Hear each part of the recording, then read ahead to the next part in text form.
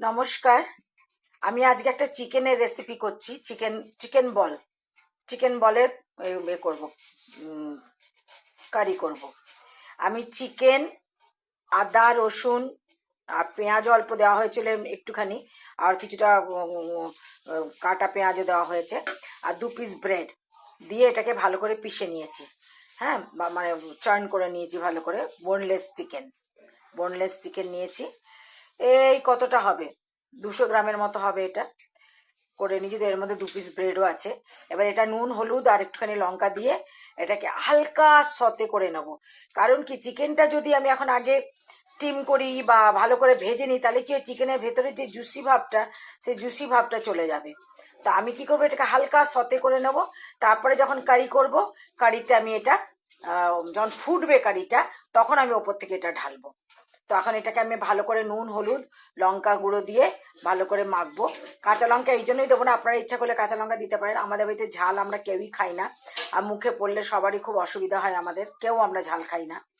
তো যার জন্য আমি কাঁচা লঙ্কাটা দেবো না। আপনারা ইচ্ছা করলে কাঁচা লঙ্কা দিতে পারেন, আপনাদের ঝালের মতো কাঁচা লঙ্কা দেবেন। পেঁয়াজ কেটে রেখেছি, টমেটো, ধনেপাতা, এখানে আদা রসুন কারির জন্য, এটা কারির জন্য। আর এখানে আমি পিষে রেখেছি কাজু।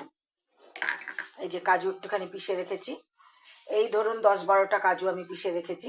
এটা আমি লাস্টে মেশাবো কারির মধ্যে। আমার ইচ্ছা ছিল আজকে একটু অন্যরকম করার, নারকেলের দুধ দিয়ে করার। তো সেটা আমি আবার আর একদিন করে দেখাবো নারকেলের দুধ দিয়ে। আমি এর আগে একবার নারকেলের দুধ দিয়ে চিকেনের রেসিপি দেখিয়েছিলাম আপনাদেরকে। তো এবার আমি আজকে আর নারকেলের দুধ দিলাম না, আজকে আমি এটা কাজু দিয়েই করে দিচ্ছি আজকে। তো আমি চিকেনটা মেখে দেখাচ্ছি আপনাদেরকে। তেল গরম হয়ে গেছে, আর এই যে গোল গোল করে পাকাচ্ছি, আরও কিছুটা পাকানো হবে। তো এই ছাড়া হচ্ছে, একদম অল্প তেল, দেখেছেন, একদম অল্প তেলে ছাড়া হচ্ছে।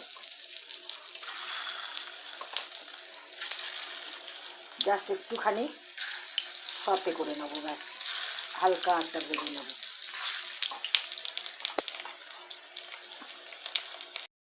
এই দেখুন, এরকম করে ভেজেছি।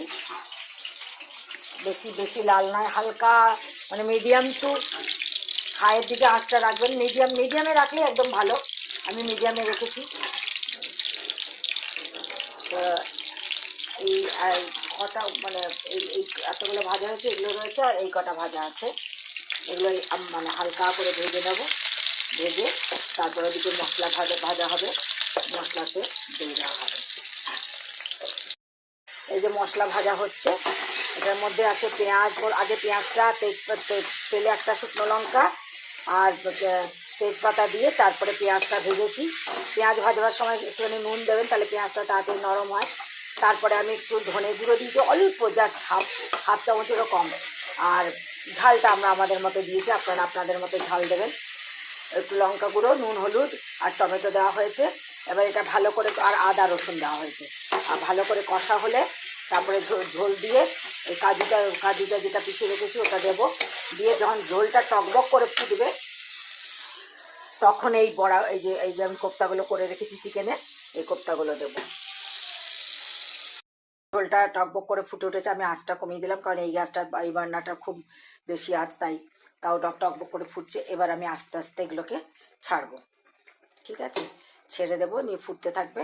আর একটু ঝোল লাগবে মনে হচ্ছে আমার, আর একটু আমি ঝোল দেবো, আর একটু ঝোল দেবো। ঝোল হয়ে গেছে আমার, চিকেনটাও সুন্দর, চিকেন বলটাও সুন্দর নরম হয়েছে। কারণ বেশি না ভাজার জন্য একটা ভেতরে একটা নরম ভাব রয়েছে চিকেনটার। এটা আমি এর থেকে বেশি টানাবো না, আর একটুখানি টানাবো। আর এই যে আমি এখানে গরম মশলা গুলে রেখেছি, গরম মশলাটা দিয়ে দিলাম। আর নামাবার আগে ধনে পাতা এখানে কাটে রাখা আছে, ধনে পাতাটা দেবো। একটা সুন্দর অ্যারোমা আসছে, সুন্দর গন্ধ আসছে একটা। এই যে চিকেনের কোপ্তা কারি তৈরি, ওপর থেকে ধনে পাতা ছিটিয়ে দিয়েছি। আপনারা চাইলে আপনারা কাসুরি মেথিও দিতে পারেন। আমার কাসুরি মেথিটা অতটা ভালো লাগে না বলে আমি দিলাম না। আর কেউ কেউ দইও দেয়, তো আমার ঘরে দই নাই, যার জন্য আমি দইটা দিলাম না। মশলার সাথে দইও দেয় কেউ কেউ। তো এইভাবে রান্না করে খাবেন। পুরো রেসিপি আমি দেখিয়ে দিয়েছি, ভালো মতো বুঝিয়ে দিয়েছি। বানিয়ে খাবেন, অবশ্যই আমাকে কমেন্টস করে জানাবেন কেমন লাগলো বানিয়ে খাওয়ার পরে। আর আমার চ্যানেলটাকে লাইক শেয়ার করবেন, সাবস্ক্রাইব অবশ্যই অবশ্যই করে রাখবেন আমার বিভিন্ন ধরনের রান্না, অদ্ভুত অদ্ভুত রান্না পেতে হলে। তাহলে আসি, তাহলে নমস্কার।